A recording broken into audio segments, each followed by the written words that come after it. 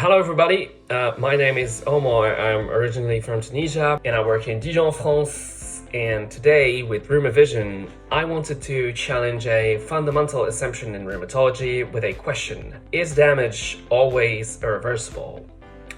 So let's jump into it. In our field, we often think of systemic autoimmune diseases as a duality between activity and damage, with activity being what we target with treatment, while damage is seen something irreversible, inevitable, and a result of past activity, something we can only prevent from worsening.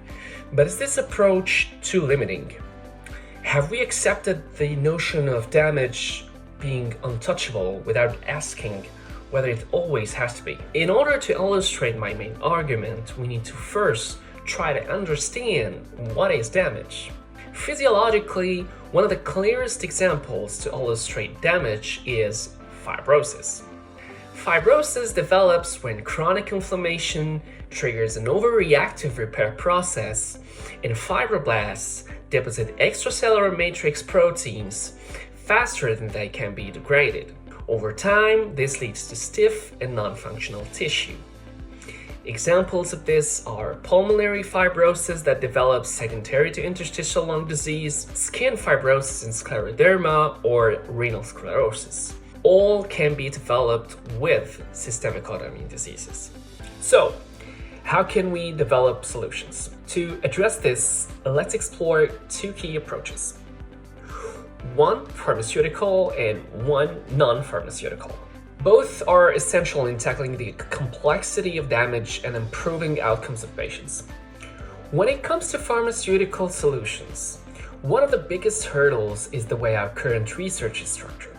Most clinical trials of new therapies in rheumatic diseases exclude patients with established damage. It's as though damage places them outside the scope of care. This exclusion criteria creates a blind spot and leaves us without options for addressing damage therapeutically. We need a real shift in how research is conducted. Patients with damage shouldn't just be written off, they also deserve solutions.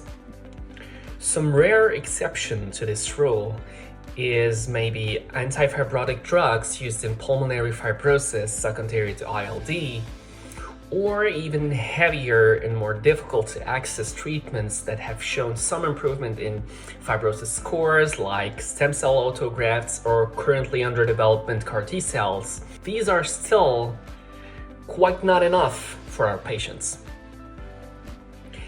Beyond medications, we should consider non-pharmaceutical options.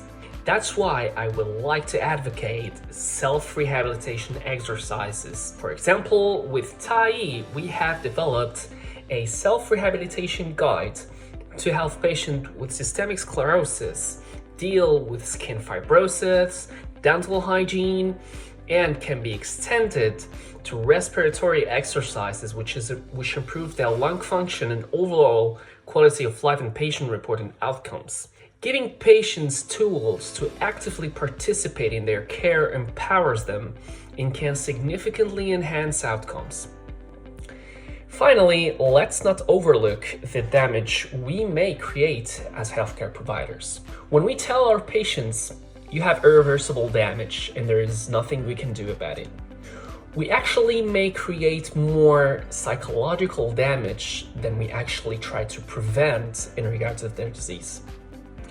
Instead, engaging patients in therapeutic education, fostering self-acceptance, and encouraging practices like meditation or body scan exercises can help them navigate through their journey. A book I enjoyed reading captures this idea perfectly. If you have to wear an ugly dress, learn to accessorize it. It's about finding beauty and strength even in the face of challenges. So, are we at a stage where we can offer miracle cures for damage? No, not yet. But there are two key takeaways here. On a broader scale, research must evolve to include patients with damage and focus on finding solutions for them. On a more personal level, we must change how we communicate with patients. Telling them nothing can be done probably risks causing more harm than good.